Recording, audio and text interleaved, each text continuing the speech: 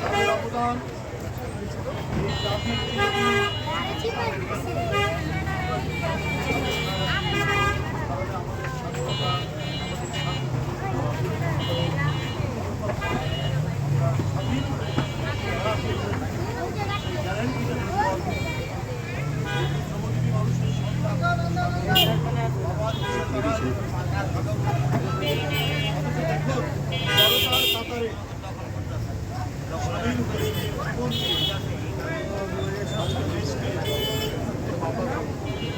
দেশের উপর যে আধিপত্যবাদের কালো ধাবা ছিল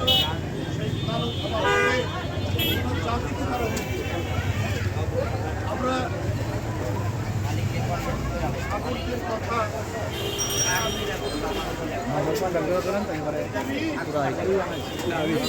থেকে করতেছি তো